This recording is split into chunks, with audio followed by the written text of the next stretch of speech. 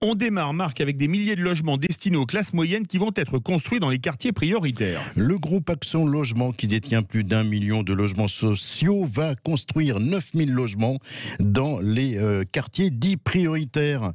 Destinés aux salariés issus des classes moyennes, ces nouveaux logements ont pour but de favoriser la mixité sociale. Des constructions financées à l'horizon 2023 et estimées à 1,8 milliard d'euros. On poursuit, Marc, avec la chute des locations dans certains quartiers de Paris. Selon les chiffres de Flatlooker, plusieurs quartiers ont vu leur nombre de locations chuter depuis 2020. Toujours d'après l'agence immobilière en ligne, le nombre de dossiers de candidature est passé de 3,4 à 2,4 par logement. Une décroissance concentrée au centre de Paris. Les 10e, 11e, 12e et 13e sont les arrondissements les moins touchés. L'histoire de la semaine, Philippe, elle nous amène aujourd'hui en Bourgogne où un couple a payé une rente viagère quelques années dans l'au-delà. Racontez-nous ça. Ah oui, acheté en viager libre en 2001, un couple payait la rente malgré le décès de la vieille dame survenu il y a 4 ans. D'après les infos de Ouest France, l'histoire se passe dans le village de Gevrey-Chambertin en Bourgogne, bien connu par les amateurs de vin, où le couple a versé un loyer de 263 € à l'habitante pendant des années. Versé directement sur le compte de la rentière, le couple d'acquéreurs se voit refuser il y a quelques semaines le virement de la banque. Motif, décès de la personne âgée en juillet 2020 il y a quelques semaines. Un choc pour les acheteurs qui décide de contacter les gestionnaires de la succession pour lui demander une explication. 48 échéances, soit 12 000 € remboursés par le notaire, qui lui-même ignorait cette disparition et encore moins cette succession Pierre Viager. Un quiproquo entre le notaire du Viager, situé à Dijon, et celui du testament. Le moins qu'on puisse dire, c'est que ce serait bien que les notaires accordent leur violon. On est bien d'accord. Merci Philippe. Tout de suite, le Mac de la semaine. Guy Hockey, réseau de franchise immobilière présente Sud Radio, le Mac de l'Imo, décryptage et tendance de l'immobilier. Et dans le Mac de la semaine, on s'intéresse aux locations vacances. Et avec nous, pour en parler, Corinne Joly, présidente du groupe PAP, et Séverine Amat, elle est directrice des relations publiques du groupe Se Loger. Bonjour Corinne Joly. Bonjour. Alors, Bonjour. Corinne, comment se présentent les vacances 2021 ? Qu'est-ce que vous observez sur PAP ?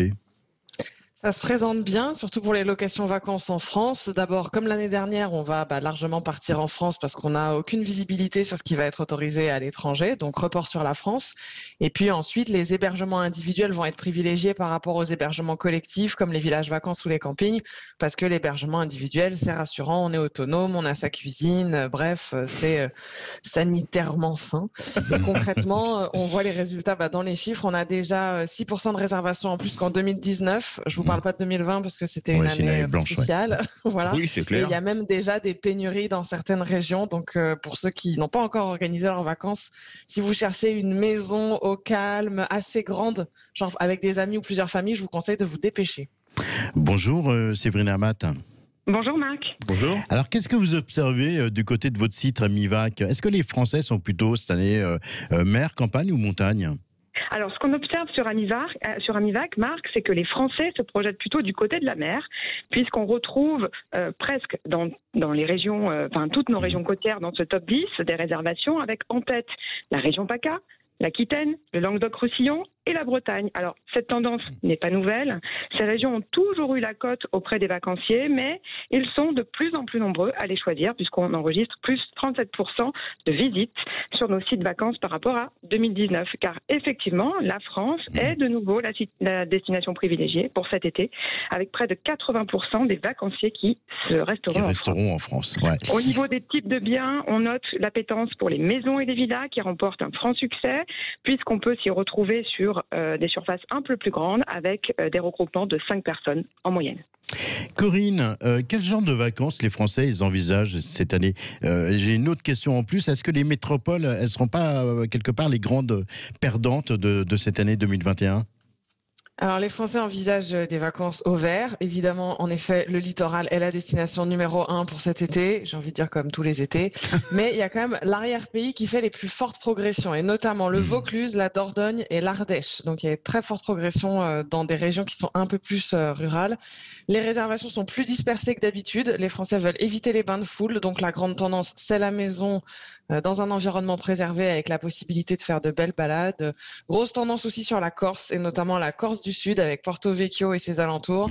Et en effet, les métropoles n'ont pour l'instant pas trop la cote. Alors, je suis pas très inquiète pour les métropoles du Sud et du littoral. Je pense notamment à Nice, Toulouse, Cannes, Marseille. Cannes. Bordeaux, Toulouse, c'est moins le littoral, mais quand même ça. Oui. Je pense que ça ira. En revanche, l'été va être catastrophique pour Paris parce que le tourisme à Paris, c'est des étrangers et là, ils sont absents. Séverine, on va parler un petit peu des prix avec vous. Comment ils évoluent cette année? Alors, avant de parler prix, parlons budget. Dans un premier temps, Marc. Selon l'étude Amivac, 11% des Français prévoient de dépenser plus par rapport à 2019. Ça, c'est plutôt une bonne nouvelle. Et plus de 6 sur 10 d'entre eux n'ont pas l'intention de revoir leur budget à la baisse, ce qui est plutôt une bonne nouvelle pour les propriétaires bailleurs. Côté prix, venons-y. Les évolutions sont un peu disparates cette année à l'image de l'attentisme qui est ambiant. On observe une légère hausse des tarifs de location sur les destinations les plus prisées par les Français, à l'image du Var, de la Corse, de l'Hérault, des Pyrénées-Orientales ou encore des Landes, pour lesquels les prix de la location par semaine augmente de 1 à 4%.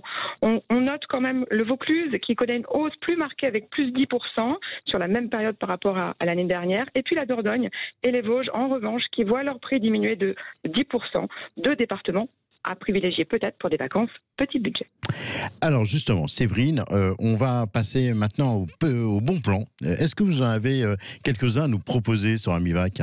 Alors moi je dirais que puisqu'on a tous envie, mais tous, de nous retrouver en famille ou entre amis pour rattraper ce temps perdu, Amivac dirait que la meilleure des opportunités, c'est peut-être le gîte, qui est un bon plan cette année. Pourquoi? Parce qu'on peut s'y retrouver à 10 ou à 24, on ne devrait pas trop accentuer sur les chiffres. Ouais. Voilà. Mais, et ce dans toute la France, les gîtes sont souvent aménagés dans d'anciens corps de ferme, de vieilles bâtisses qui sont restaurés, voire des châteaux ou des hôtels particuliers. Bref, de quoi passer des vacances dépaysantes dans un cadre idyllique tout en partageant l'addition. Une autre option pour éviter le monde et les contraintes liées à la crise sanitaire, opter pour une maison avec piscine privée. Et pour cela, restent les bons plans. Pensez par exemple à la Vendée ou aux Landes, qui restent des destinations abordables, deux départements qui permettent de conjuguer à la fois la détente, les loisirs, mais aussi les découvertes. Vous nous faites rêver, Séverine. Corinne Joly, quels sont vos bons plans à vous, côté PAP? Je vais vous parler de deux régions différentes. La première, c'est le Haut-Var, le Haut du Var, comme son nom l'indique, où justement Georges Clooney serait en train d'acheter une maison. Et Georges Clooney, il est dans tous les bons plans. Et je suis sûre qu'on a plein d'auditrices qui aimeraient le croiser. Donc, voilà. Et c'est en fait, c'est des paysages de vignes et de pins. Il fait beau et chaud. On y boit du rosé au bord de la piscine. Bref, je pense que ça devrait plaire. Et c'est moins cher que le sud du Var. Et l'autre région, c'est les Cévennes, côté gare, où on trouve de jolies maisons avec piscine, là aussi, à des prix qui sont encore raisonnables. Et puis les Cévennes, c'est aussi soleil et chaleur garantie. Et je pense que ça, en ce moment, en effet, on en a tous envie. Alors les Cévennes, le Haut-Var, Séverine nous a parlé également des Landes, elle nous a parlé de la Vendée, on a aussi les Vosges, la Dordogne. Voilà, tout ça c'est des bons plans de l'année 2021. Des bons plans. Exactement. Merci à toutes les deux. Paris quand même. On va quand même être honnête. Merci en tout cas toutes les deux. Merci Corinne Joly, présidente du groupe PAP, qu'on retrouve tout à l'heure dans le coaching. Merci beaucoup Séverine Amat, directrice des relations publiques du groupe Se Loger. Très très bon week-end à toutes les deux. Tout de suite, le chiffre de la semaine. Bonjour Michel Leschneau, rédacteur en chef à Se Loger. Bonjour Marc, comment allez-vous? Je vais très bien. Avec vous, on découvre le chiffre de la semaine, 82%, mais ça correspond à quoi? Eh bien, écoutez, une étude réalisée par Se Loger nous apprend que 82%, c'est la proportion de futurs acquéreurs qui seraient prêts à acheter un logement à rénover. Et ce sont même 9 investisseurs sur 10 qui achèteraient volontiers un bien nécessitant des travaux. Donc, Michel, les travaux, ça ne fait pas peur aux Français? Eh bien, tout à fait, Marc. Mais il n'y a pas que ça. Pour 55% des acquéreurs potentiels, c'est la possibilité de pouvoir payer moins cher sans devoir changer de localisation qui les motive à acheter avec travaux. C'est aussi la perspective de pouvoir réaliser des économies d'énergie et donc de réduire la facture de chauffage qui motive les futurs acquéreurs. Les amateurs de vieilles pierres, ils sont de plus en plus nombreux. Eh bien oui, Marc, on peut voir les choses sous cet angle et c'est tant mieux pour vous. Et pourquoi pour moi? Pourquoi donc? Eh ben, écoutez, parce que, Marc, entre nous soit dit, vous n'êtes plus tout jeune. Implant capillaire, liposuction, chirurgie des paupières, on ne va pas se mentir entre nous, Marc. Chez vous, si on fait le compte des travaux de rénovation, ça risque de coûter très, très, très, très cher. J'espère d'ailleurs que votre femme est amatrice d'archéologie. Dites donc, Michel, en quoi ça vous regarde? Est-ce que je vous demande, moi, si votre grand-mère, elle sait faire du vélo? Non, vous ne me demandez pas, mais pourquoi je suis aussi indiscret, Marc? C'est parce que pour reprendre une réflexion d'Agatha Christie, on peut penser qu'une archéologue est l'épouse idéale. Plus son mari vieillit, plus elle s'intéresse à lui. Ah, ça c'est bien. Merci Michel Echenou, à la semaine prochaine. Merci Marc, merci Michel. On parle IMO, on se retrouve dans quelques instants. On parle IMO, le rendez-vous IMO de Sud Radio. On vous retrouve Marc avec Corinne Joly. Bonjour Corinne. Bonjour Corinne. Corinne, on vient de parler donc de location vacances. On poursuit avec vous pour parler des escroqueries en location vacances. Il y en a beaucoup. C'est en effet assez courant, les tentatives d'escroquerie. Du moins, le principe est simple. Les escrocs mettent en location une maison, soit qui n'existe pas, tout simplement, soit dont ils ne sont pas propriétaires. Ils vous la louent, vous payez des arts ou un acompte. Parfois, ils vous demandent même l'intégralité du montant de la location. Et le jour où vous arrivez sur place, eh bien, vous vous rendez compte que vous n'avez rien loué du tout. Et évidemment, votre argent s'est envolé. C'est pas nouveau ce type d'arnaque? Ça a toujours existé, en effet, mais pendant longtemps, ça a été anecdotique. Il faut quand même être clair, ça a explosé avec Internet, qui permet à des réseaux internationaux d'opérer sur le territoire français et à la police d'avoir beaucoup de difficultés à les épingler. Donc, clairement, ça vient de la multiplication des plateformes. Heureusement, il y a des moyens d'éviter les escroqueries. Et pour commencer, justement, il faut faire attention à la plateforme que vous choisissez. Alors, chez PAP Vacances, on est hyper vigilant à ça. On est une équipe entièrement dédiée à ce problème dont le but est de traquer du matin jusqu'au soir toutes les tentatives d'escroquerie. Du coup, on n'en a quasiment jamais, en moyenne une par an seulement. Sur d'autres plateformes, il faut savoir qu'il y en a plusieurs milliers par an. Donc, renseignez-vous sur les plateformes et les moyens qu'elles mettent en œuvre pour lutter contre les escroqueries.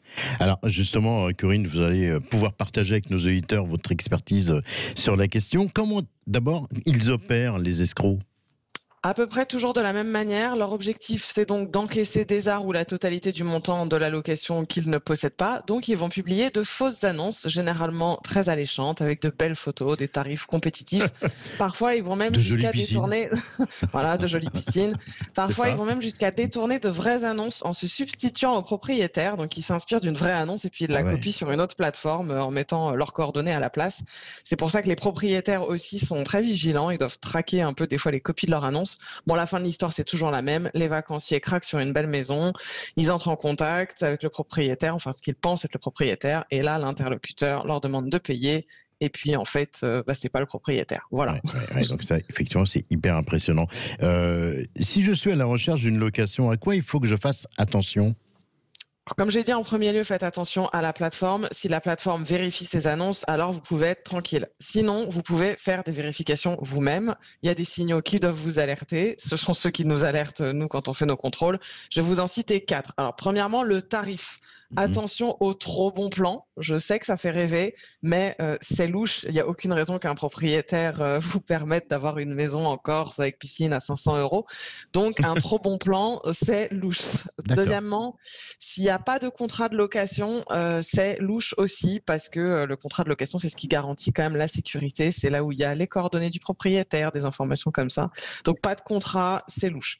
Ensuite, la demande d'art ou d'acompte, la norme, c'est 30%. Si la personne vous demande 50%, voire l'intégralité, c'est très bizarre. Un propriétaire, normalement, ne vous demande jamais l'intégralité de la location. Donc, tous les discours du style payez-moi l'intégralité pour réserver parce que j'ai énormément de demandes, moi, je vous conseille de vous barrer. Voilà. Et enfin, le paiement, évidemment, le classique paiement par mandat cash ou alors Western Union, fuyez. Tout de suite. Western Union, de toute façon. Fuyez, d'accord. C'est vraiment indispensable ce contrat de réservation, Corinne? Je pense qu'entre inconnus, c'est pas mal de faire des contrats. Vous savez, parfois, on en fait pour le mariage. Et là, on se connaît théoriquement quand on se marie. Donc là, sur une location vacances, je pense que c'est bien. C'est le contrat qui scelle la réservation et définit ses conditions. Il y a les coordonnées du propriétaire, l'adresse, l'identification de la location, un inventaire du mobilier, des équipements, les dates. En l'absence de contrat, vous n'avez aucun moyen de faire valoir vos droits en cas de problème. Et d'ailleurs, c'est vrai aussi pour le propriétaire.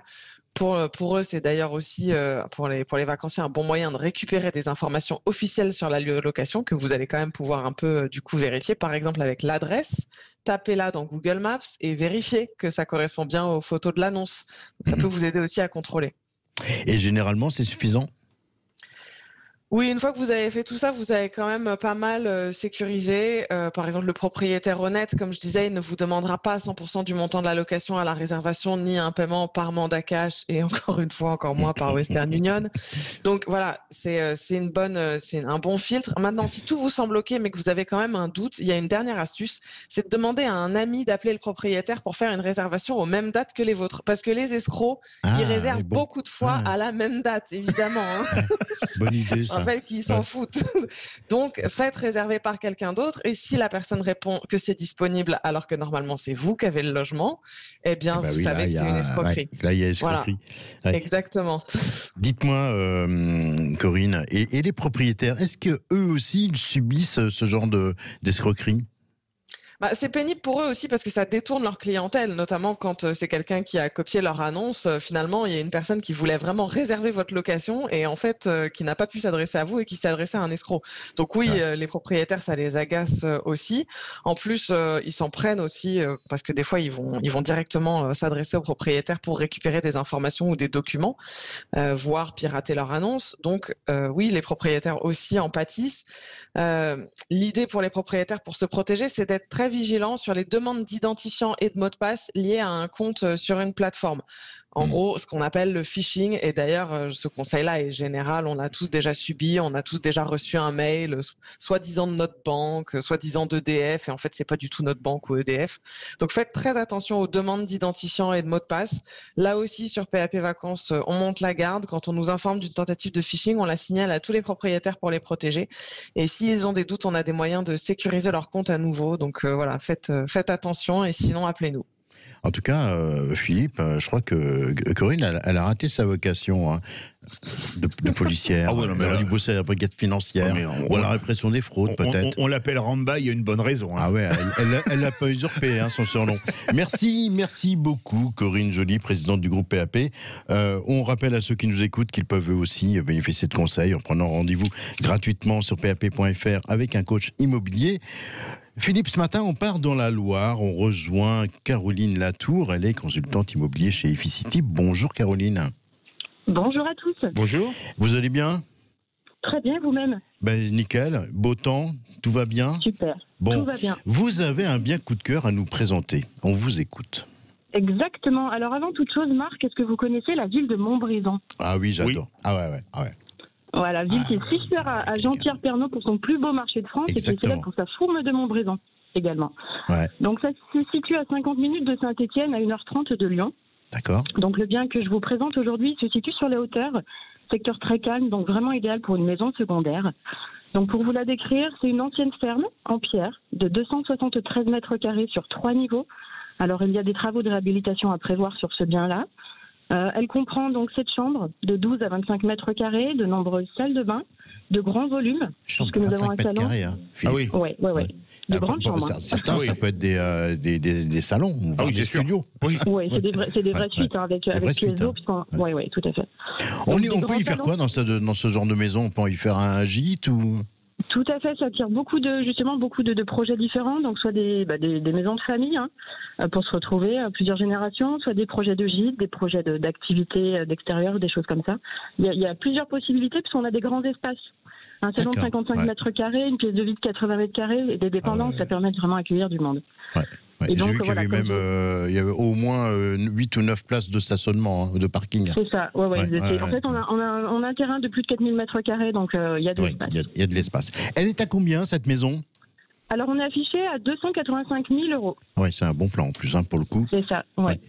Tout à fait. C'est un très bel endroit, pour résumer, à la campagne, pour se ressourcer. Et on peut être que charmé par le cachet de la pierre et son environnement bucolique. En tout cas, ça a été aussi notre coup de cœur cette semaine. Donc, ce bien, on va pouvoir le retrouver en images sur les réseaux sociaux de Sud Radio dès la fin de cette émission. On peut aussi contacter le standard de Sud Radio ce matin au 0826 300 300 pour en savoir plus. Tout de suite, 7:48 secondes. Sud Radio, on parle IMO, les 48 secondes. Avec Efficity by Foncia pour vous donner les clés de l'immobilier en toute sérénité. Bonjour Frédéric Fougerat, directeur de la communication du groupe Foncia. Frédéric, à quelles conditions est-il possible d'installer de la vidéosurveillance dans une copropriété? Bonjour Marc. Pour assurer la sécurité des personnes et des biens, il est possible d'installer des caméras de surveillance dans les parties communes d'une copropriété. Qui prend la décision? Sans surprise, c'est l'Assemblée générale à la majorité des copropriétaires qui peut décider de la mise en place de la vidéosurveillance. Quand les caméras filment l'intérieur de la copropriété, la décision de l'AG est suffisante. Mais si des caméras filment des parties extérieures à la copropriété, une autorisation préalable doit alors être demandée à l'autorité préfectorale. Qui peut être filmé? Toute personne circulant dans la copropriété est susceptible d'être filmée, c'est pourquoi l'information doit être clairement affichée. Enfin, qu'est-ce qui peut être filmé? En France, seules les parties communes peuvent être filmées, c'est-à-dire un hall d'entrée, un escalier, un ascenseur, mais en aucun cas les portes de chaque appartement, pas plus évidemment que les fenêtres ou les balcons.